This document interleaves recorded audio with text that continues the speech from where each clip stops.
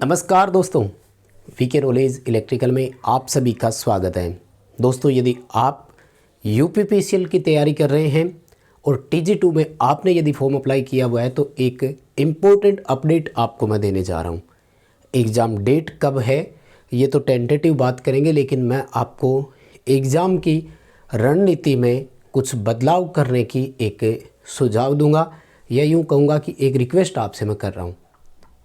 क्योंकि रिसेंटली हमने UP RVNL के 4 पेपर देखे हैं और उन पेपर में जिस तरह के क्वेश्चन पूछे गए, इसी तरह से वर्ष 2021 में यूपीपीसीएल के जो 8 पेपर हुए थे, उन 8 पेपरों को देखते हुए, यानी कुल मिलाकर ताज़ा निष्कर्ष अगर हम निकालें तो इन लगभग 12 पेपर का निष्कर्ष देखते हुए आपको अपनी जो स्टडी है उसके तरीके में कुछ बदलाव करने होंगे।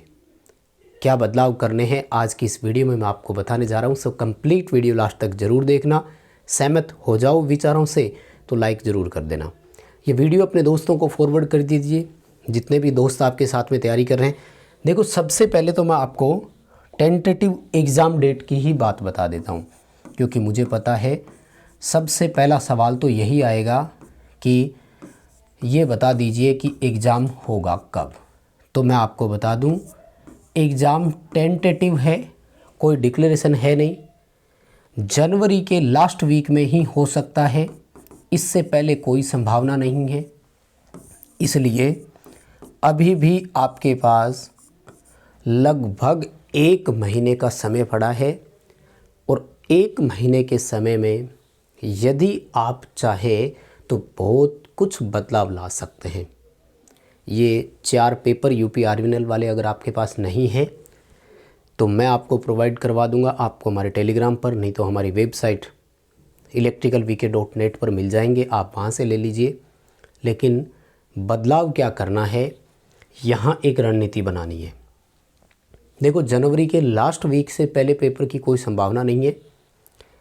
आगे हो सकता है कि थोड़ा सा और हो जाए, यानी हो सकता है कि फरवरी का फर्स्ट या मिड वीक भी ले ले, कोई बड़ी बात नहीं है। यानी लगभग 1.5 महीने का समय भी हो सकता है एग्ज़ाम में लग जाए। कारण क्या है, सुनने में यही आ रहा है कि पहले आरवीएनएल कंप्लीट करेगा इसको, यानी रिजल्ट वगैरह निकाल देगा, उसके बाद वो यूपीपीसीएल पर लगेंगे। जहाँ तक मुझे अपडेट मिला है कि पहले यूपी आरवीएनएल का रिज़ल्ट निकला देंगे और इसका जब डीवी की प्रोसेस स्टार्ट हो जाएगी तो यूपीपीसीएल के एग्ज़ाम को लेंगे। तो हमें पता है, जाहिर सी बात है, रिजल्ट और इन सब में 1 से 1.5 महीने का वक्त नॉर्मली लग जाता है, कोई भी भर्ती क्यों ना हो। अब बात करते हैं गुरुजी, हमें करना क्या है। देखो मेरे दोस्त, आपको ओवर ट्राई कुछ भी नहीं करना, यानी जो नहीं पढ़ा कोई बात नहीं, उसको आपको पढ़ने की ज़रूरत भी नहीं है, या उसको आपको और एक्स्ट्रा पढ़ने के लिए प्रैक्टिस करनी भी नहीं है। बात यह है कि हम अलग कुछ भी नहीं पढ़े तो जो पढ़ा हुआ है उसको क्या करना है। देखो, अभी जो आरवीएनएल का पेपर आए, इसके सारे क्वेश्चन पढ़ें और कोशिश करें कि हर एक क्वेश्चन को ईमानदारी से आप अपने आप से ही ये एनालिसिस करें कि क्या एग्ज़ाम में अगर आता, यानी बिना आंसर दिखाए मुझे ये क्वेश्चन देखने को मिलता तो क्या मैं इसको सही कर सकता था क्या। क्योंकि बहुत सारी बातें छिपी हुई है। जैसे मैं एक एग्जांपल दे रहा हूँ, यूपी आरवीएनएल के एक पेपर का क्वेश्चन है, किस शिफ्ट का है मुझे नहीं पता, लेकिन क्वेश्चन मुझे याद है। सवाल पूछा गया कि निम्न में से कौन सा एक इंसुलेटर के लिए वांछित गुण है। वांछित को इंग्लिश में डिज़ायरेबल बोलते हैं, यानी एक इंसुलेटर के लिए डिज़ायरेबल प्रॉपर्टी क्या है। ऑप्शन सुनना ध्यान से। एक ऑप्शन दिया हुआ था लो मैकेनिकल स्ट्रेंथ। अब देखो, हम सब जानते हैं कि यांत्रिक सामर्थ्य तो उच्च होना चाहिए, ये नहीं होगा, बहुत अच्छी बात है। लो थर्मल कंडक्टिविटी, यानी ऊष्मीय चालकता भी उसकी निम्न होनी चाहिए, यानी वो हीट को ट्रांसफ़र ना करे। ये दोनों ऑप्शन तो ठीक थे। अब प्रॉब्लम कहाँ है, ध्यान से सुनना। प्रॉब्लम कहाँ है, ध्यान से सुनना। एक ऑप्शन था हाई परमिटिविटी। परमिटिविटी समझते हो ना, हिंदी में विद्युतशीलता बोलते हैं। और गुरुजी दूसरा ऑप्शन था हाई परमिटिविटी के अलावा दूसरा ऑप्शन था लो डिसिपेशन फैक्टर। अब यहाँ प्रॉब्लम हो गई।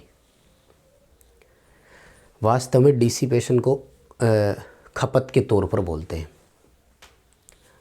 अब यहाँ एक चीज़ आपको समझनी पड़ेगी। हमें पता है विद्युतशीलता उच्च होनी चाहिए, लेकिन मेरे दोस्त यहाँ क्वेश्चन में बदलाव सुनो। क्वेश्चन में बदलाव क्या है कि ये केवल इंसुलेटर का पूछ रहा है, और विद्युतशीलता जो गुण है ना वो डाइलेक्ट्रिक का गुण है, यानी पेरा विद्युत का गुण है।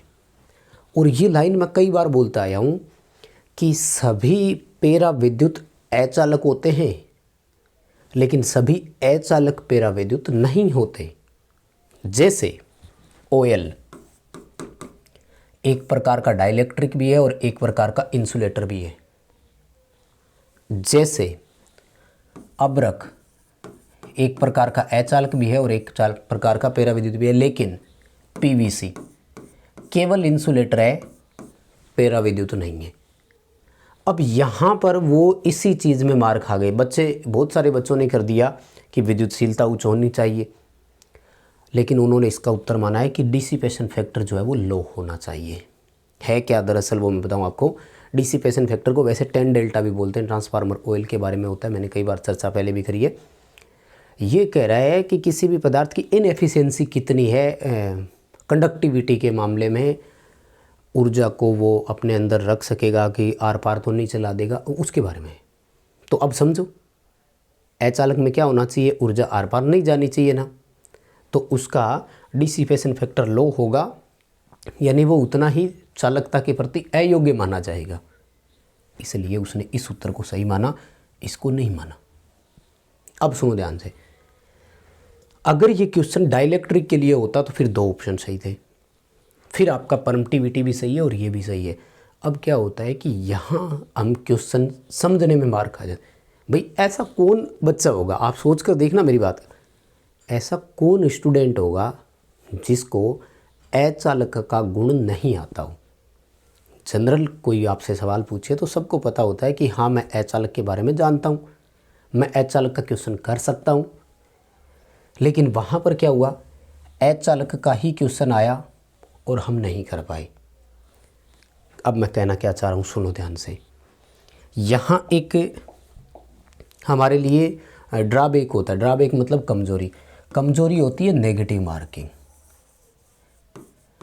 यूपीपीसीएल यूपी आर्मिनल में हमारे लिए ये एक ड्रॉबैक होता है कि यहाँ नेगेटिव मार्किंग होती है, इसलिए आसान चीज़ें अगर गलत हो जाती है तो उनकी कंपनसेटिंग भरपाई करना मुश्किल हो जाता है। और अगर हमारा कंपटीटर, देखो एग्ज़ाम में तो सब आपके कंपटीटर है, दोस्त है तो बाहर है, एग्ज़ाम हॉल के बाहर है, घर पे दोस्त है, गली मोहल्ले में दोस्त है, लेकिन एग्ज़ाम हॉल में तो आपका वो कंपटीटर है।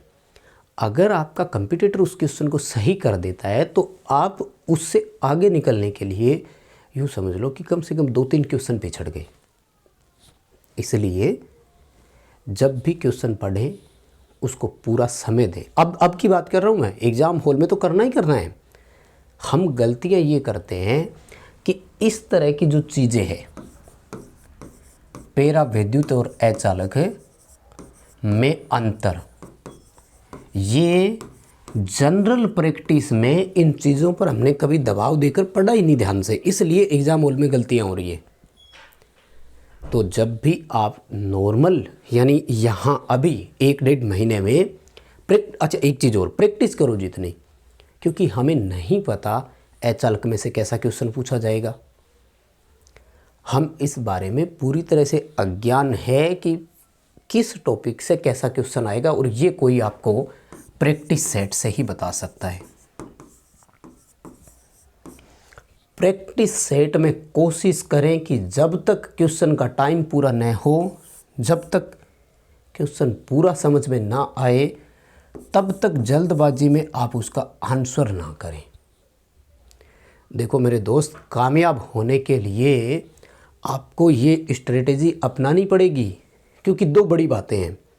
एक तो देखो आपको अपने गृह राज्य में नौकरी मिल रही है, दूसरा यूपीपीसीएल TG2 पोस्ट छोटी नहीं है, लगते ही 38-40 हज़ार रुपये सैलरी मिलती है, जो कि बाकी किसी स्टेट में नहीं मिलती। तो इस पोस्ट को आप छोटा नहीं समझ सकते, बहुत बड़ी पोस्ट है। दूसरी बात, यहाँ केवल ITI नहीं, यहाँ डिप्लोमा लेवल के क्वेश्चन भी डाल दिए जाते हैं। इसलिए अपने प्लान को चेंज करना होगा, स्ट्रेटेजी बदलनी होगी और चीज़ों को ध्यान से पढ़ना होगा। हर एक बच्चे में इतना कॉन्फिडेंस है कि गुरुजी मेरा तो टेक्निकल स्ट्रॉन्ग है या मेरा टेक्निकल ठीक है, और फिर हम टेक्निकल में ही मार खा जाते। यही हमारी सबसे बड़ी कमज़ोरी है और इसे ही हमें सुधारना है। मैं इतनी ही रिक्वेस्ट कर रहा हूँ आपसे कि केवल चीज़ों को पढ़ें तो समय दें और पूरा ध्यान से पढ़ें, सब कुछ सही होगा। बाकी ये सारे मेरे ओपिनियन थे, आपका क्या मानना है मुझे कमेंट करके ज़रूर बताना। वीडियो पसंद आया तो लाइक ज़रूर करें, अपने दोस्तों तक इसे ज़रूर पहुंचाइए, और चैनल से पहली बार जुड़े हैं तो सब्सक्राइब कर लीजिए, क्योंकि चैनल पर हम आपको हर दिन इसी लेवल के क्वेश्चन प्रोवाइड करवाते हैं। बहुत बहुत धन्यवाद।